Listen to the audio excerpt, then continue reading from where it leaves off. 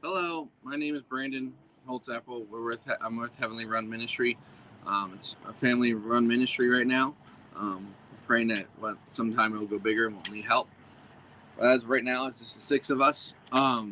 I asked my wife Adel to name this something about battle or um, what was it? Battling the circumstances from the Battling, past. battling your circumstances through the past. Um, I was reading a book by Rick Renner, Spiritual Weapons, and this came up, and then I wanted to share it also through the Bible.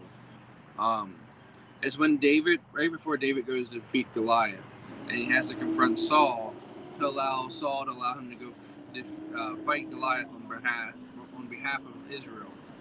It says, "But David said to Saul, 'Your servant used to keep his father's sheep, and when a lion or a bear came and took a lamb out of the flock, I went out after it, and I struck it, and I delivered the lamb from its mouth. And when it arose again against me, I caught it by its beard and struck and killed it. Your servant has killed both lion and bear, and this uncircumcised Philistine will be like one of them, seeing he has defiled the armies of the living God.' Moreover, David said, 'The Lord will deliver me from the said the Lord who delivered me from the paw of the lion and the paw of the bear will deliver me from the hand of the Philistine.' And Saul said to David, 'Go, and the Lord be with you.'" What's really interesting there is that they were trying to convince David that Goliath would be too much for him, and that Goliath would actually kill David and it wouldn't go very well for David. But David used his past circumstances that he saw victory in, with both the lion and the bear, to declare that he would see victory in Goliath. That even though it seemed to everybody else, the lion and the bear may seem simple and not that bad, David compared Goliath to both of them and saw him nothing more than a lion and a bear. And through the victory and through his victories in the past, allowed him to declare victory over his future circumstance of what he.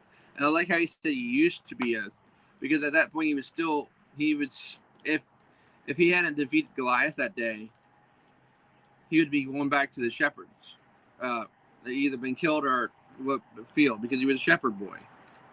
But he was used to because he heard that whoever defeats Goliath will be given their king's daughter would be given to him and a whole bunch of stuff. So he had declared right then from the beginning that he was going to defeat Goliath and get all the rewards that Saul had commanded for them to get if anybody defeat Goliath.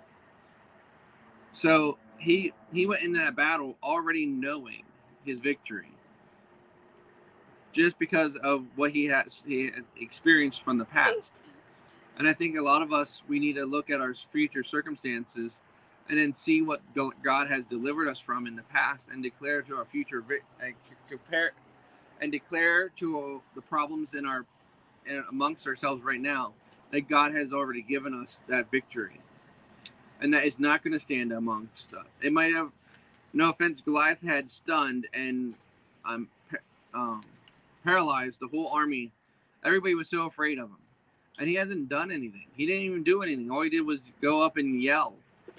You can read it it's 1 Samuel 17. You can read it for yourself. Goliath didn't draw a sword when he went out.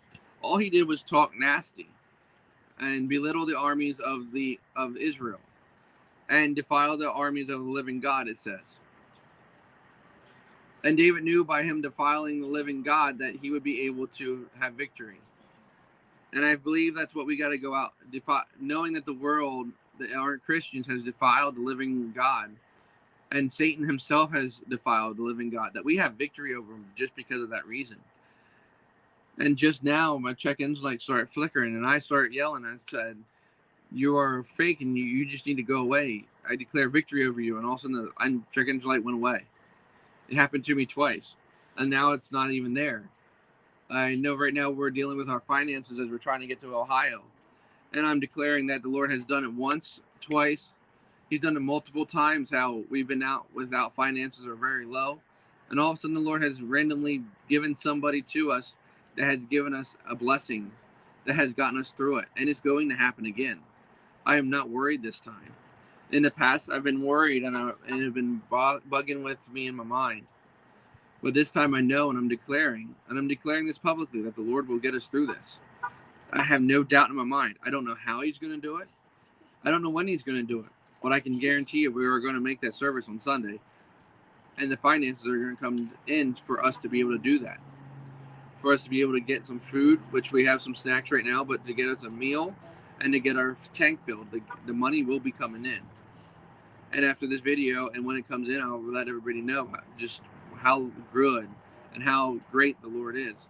Because he's going to bless those who go after him. It says that he'll turn his ears to us. And those who seek him first, the rest will come. And we're seeking God with all our heart. And we're sharing we're sharing the love of Christ, the love of Jesus Christ with the world. We're telling everybody how good he is. We've seen miracles after miracles and wonders after wonders.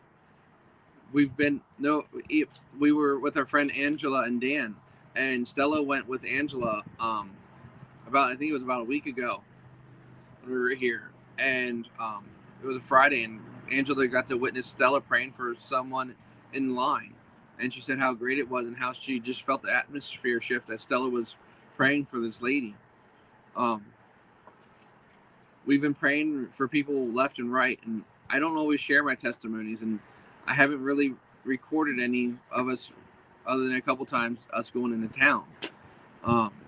But we do it just because we want to please the Lord. It's nothing that we have to do, but we get to do it. As we were listening to Todd last night, we get to go out and share to the world. We get to go pray for the sick. At one point, when the Lord returns and we become perfect, we will no longer get to pray for the sick. We will no longer get to share the gospel with those who don't believe, because at that point, it says when Jesus comes back, every knee will bow, every head will bow, and every knee will bend. They will all declare who Jesus Christ is, and he's Lord of Lords and King of Kings.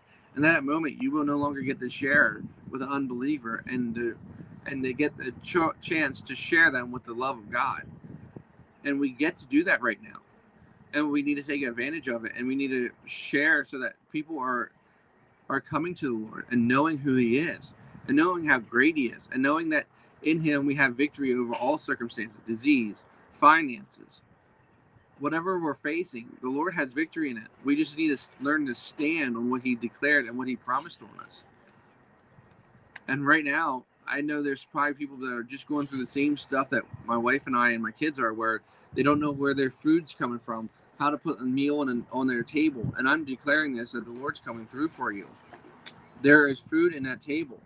There's food going to be in your counters. Your cabinets are going to be overflowing with food that no one can contain it.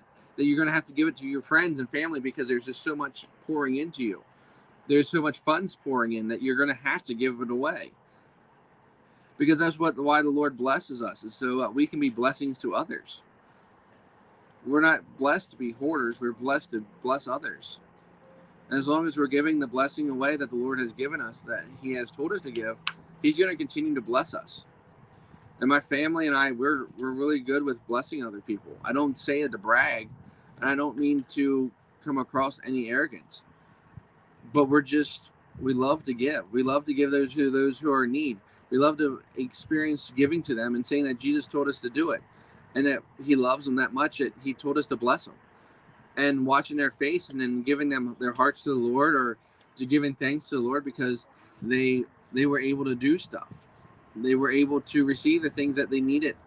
And that someone would be willing, and we're asked, why are we willing to give like that? And we just tell them because of the love of Christ, and we know that Christ is going to give to us because we give to them.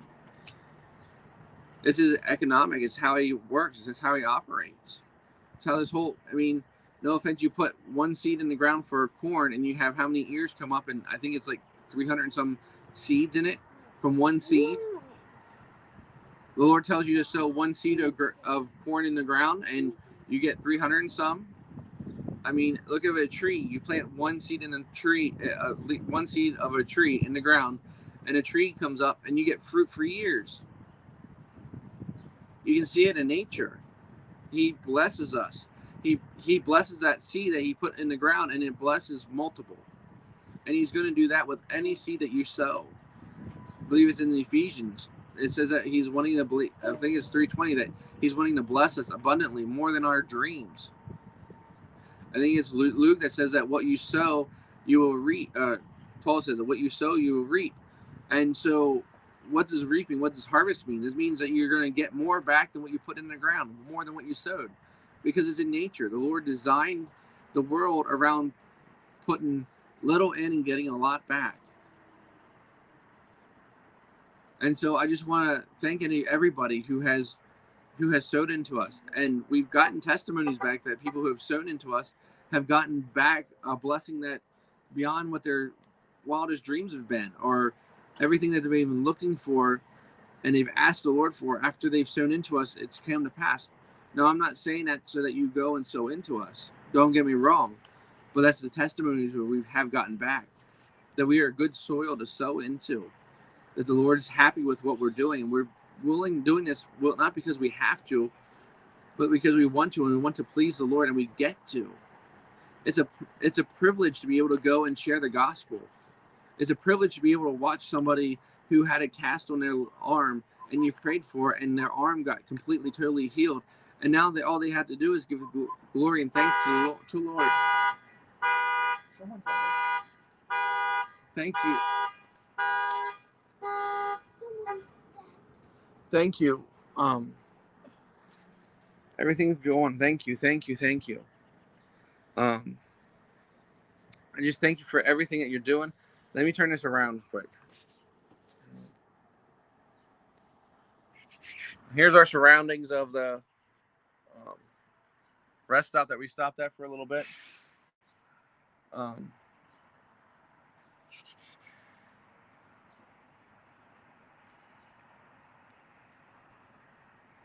There we are. Sorry about that. I guess someone went to get in the car or something, and the horn and stuff went off. So anyway, we're gonna be getting going soon. I just want to thank the Lord for everything that everybody's been doing, everything's been going through. Look at your circumstances and look at your trials as great, because you get to stand before the Lord one day and say, I still trusted you, even though I've faced all this. There's people who go through these trials and they turn away from the Lord.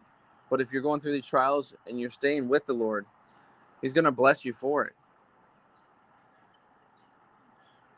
Look at Job, of all the circumstances he went through. And yet he still clung to the word of the Lord, and he clung to what he believed in and who God was, even through all that. I know we're in a better covenant now. We have a covenant that all we got to do, as the Romans says, that we confess with our mouth and believe in our heart that Jesus Christ is Lord, and we are saved. We are able to go to heaven. And not only that, we're not only able to go to heaven, but we're able to have a connection with the Father. So I thank you, and then I thank you for all who are listening, who are watching. And in the name of Jesus Christ, I command everything that you've been going through to be released.